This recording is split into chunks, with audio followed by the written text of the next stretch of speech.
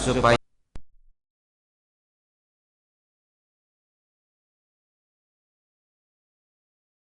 seorang yang cerdik, yang berakal, yang berfikir. Bila sebut berakal tu dia tak ada lagi orang yang berfikir. Ada kalanya orang yang berakal tetapi dia tidak berfikir. Jadi orang yang berakal yang dikendaki di sini, dia berfikir. Maknanya dia ada masa kosong, kita kena fikir. Maknanya macam tu kena fikir apa dia? Untuk nak jaga seharusnya menjaga 4 macam untuk kebaikan amal. Amalan yang kita buat tu memang baik dah, tapi kita nak jaga kebaikan dia tu supaya jadi amal sungguh. Supaya menjadi amal sungguh dan tidak sia-sia, maka dia kata kena jaga 4 macam. Pertama sekali, ilmu, supaya setiap amalnya berdasarkan ilmu. Nombor 1, ilmu. Dan kita tengok penekanan tentang ilmu ini boleh dilihat kepada surah yang pertama yang diturunkan oleh Allah kepada Nabi Muhammad bila dilantik sebagai Nabi, iaitu ayat Iqra bismi rabbikal ladzi khalaq. Kita ambil kesepakatan ulama, ulumul Quran. Dalam ilmu Al-Quran ini kesepakatan ulamanya, ayat yang pertama yang diturunkan kepada Nabi Muhammad SAW setelah dilantik menjadi Nabi ialah Iqra bismi rabbikal ladzi khalaq. Ada perbahasan yang kata ya ayyuhal muzammil, ya ayyuhal mudassir, dan ada lagi lah. Tetapi ramai yang sepakat menyatakan Iqra bismi rabbikal ladzi khalaq. Bacalah dengan nama Tuhan. Baik. Maknanya bila sebut baca ni, bila dilantiknya Nabi, nombor 1 sekali Allah Ta'ala nak Nabi ni ada knowledge. Nak dapat knowledge, kena Iqra bismi rabbikal ladzi khalaq. Kena banyak baca. Jadi geng membaca untuk mendapat ilmu ni, geng ada beradik dia apa dia?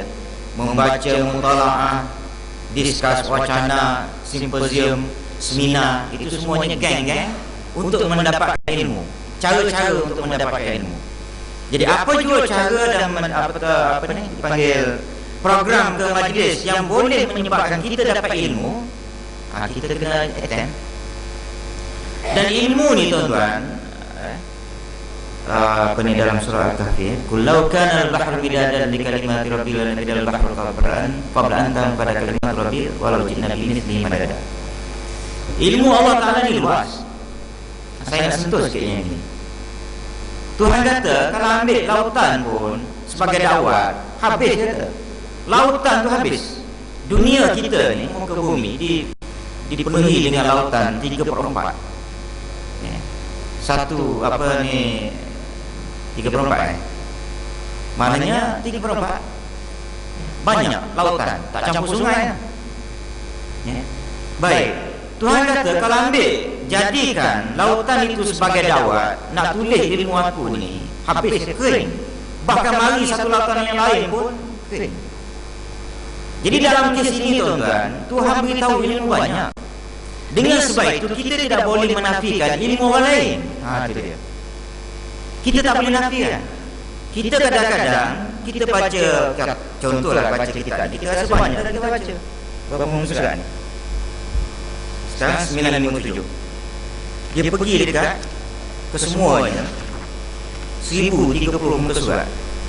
Tak, kita baca perlahan, lebih kurang 3 tahun habis. Dan kita mempertahankan kitab ni saja. Kita kata kitab ni tuan-tuan, kalau ambil dakwah, saya rasa 3-4 kelas habis. Tulis kitab ni kalau nak pakai dakwah. Jadi kita tak boleh lah nak nafikan. Kalau orang lain bawa kitab lain, kita kata tak boleh. Kitab lain boleh pakai. Jadi di sini maknanya kita menafikan ilmu Allah Ta'ala yang banyak. Orang lain sekarang ni canggih. Kitab ini tuan-tuan, dia ada satu ilmu dipanggil tahqiq pula dalam bahasa Arab. Hak ni hak asal, asal. Orang sekarang ni dengan adanya teknologi komputernya apa semua, dia boleh trace hadis palsu gabung tu semua. Kita kadang-kadang berhujah dengan hadis palsu, dhaif. Zaman dulu bukannya orang panggil imam-imam zaman dulu ni tidak hebat. Cuma panggil situasi masa itu ilmu berlambak. So kumpulkan dulu ilmu. Maka tugas orang baru ni takdir itu hanya ada teknologi komputer, masuk saja komputer boleh tahu ini palsu, ini dhaif. Dengan sebab itu yang terbaru sekarang ni kitab ni dia ada tahqiq pula ni. Kitab ni. Tahqiqnya apa dia? Tahqiq ni maknanya bahasa Melayu nak cakap apa? Bahasa Arab dia kata tahqiq. Allah Rabbi, siapa ada yang mahir sikit. Ginilah maknanya, dia tahqiq maknanya tasheh, nasahkan yang mana dia akan catat. Ini hadis palsu, ini dhaif. Dia cerita kata, ini tak tahu sumber, hadis ke apa benda tak tahu, tapi dia kata hadis dalam ni contoh. Ya. Terutama sekali dalam kitab Ihya Ulumuddin yang terkenal itu pun banyak. Ya. Jadi ulama yang terbaru ni dengan ilmu dia, dengan dia usaha dia apa benda, dia cuba asingkan. Ya. Supaya hak mana palsu kita jangan jadikan hujah. Ya. Jangan jadikan hujah. Nak baca boleh, untuk nak suruh kita ni beramal, okey. Ya. Jadi last sekali yang sebesar ni dia bila tahqiq dia jadi separuh. Yang bahasa Arab yang bahasa Arab ni lah yang tahqiq dalam bahasa Melayu tak ada lagi. Belum lagi ditulis. Ini yang lama. Jadi di sini tuan-tuan ilmu, ada orang dia boleh, maknanya dia olah ilmu sains dengan Al-Quran. Kita kena hormati keupayaan dia dan kita kena terima. Dan kita baca buku dia dan kita terima, kita boleh jadikan panduan. Tapi kita nak nafikan, tak boleh. Maka di sinilah tuan-tuan, maknanya saya tengok maknanya perkembangan ilmu sekarang hebat. Kita tak ada. Sekarang orang terjemah kitab Arab ni yang top-top Ihya Ulumuddin dah dalam dah. Cuma yang terbaru ni dia terjemahkan Ihya Ulumuddin yang telah pun ditahqiqkan. Ditahqiqkan. Bila ditahqiqkan, maka di sana dia ada satu pertembungan. Pertembungan apa dia? Maknanya golongan yang baru ini dia cuba tahqiq asingkan hadis yang sahih dia ambil.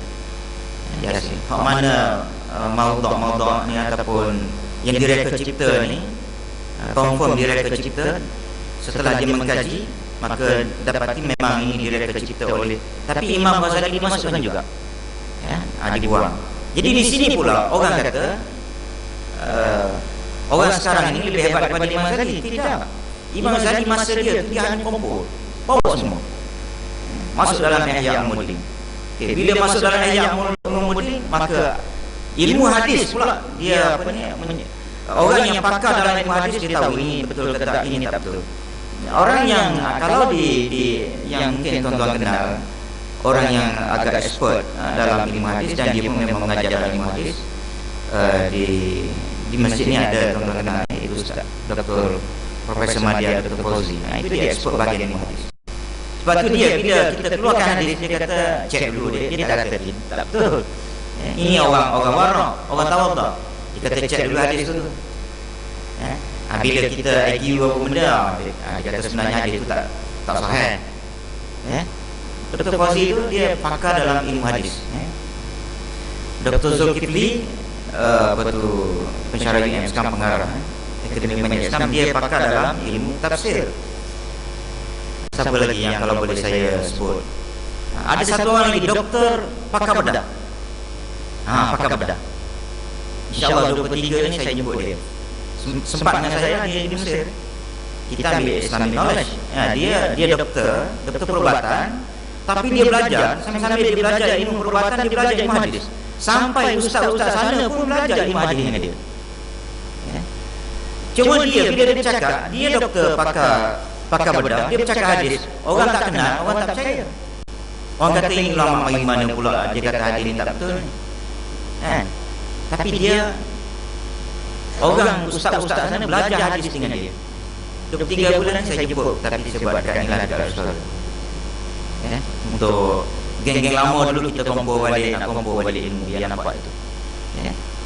Jadi sekarang di pakar bedah di Profesor Dr. Abdul Halim di USM Kelantan, di Orang Kelantan.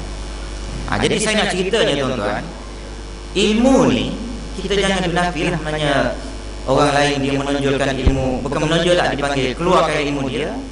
Kalau rasa tak betul pun kita argue dengan cara baik. Kita wacana, kita debat, kita bincang, rasanya tak betul. Okey, tak apa. Tetapi nak menafikan pengkajian orang, penyelidikan orang tak boleh, sebab ilmu Tuhan ni banyak. Itu kena ingat. Jadi nombor satu yang boleh menjaga kita punya amal supaya tidak sia-sia ialah ilmu. Buat satu amalan mesti berasaskan dan berdasarkan kepada ilmu. Saya cukup dulu untuk Bismillahirrahmanirrahim. Alhamdulillah. Wassalatu wassalamu ala asyrafil anbiya'i wal mursalin. Allahumma ighfir lana wa li jami'il muslimin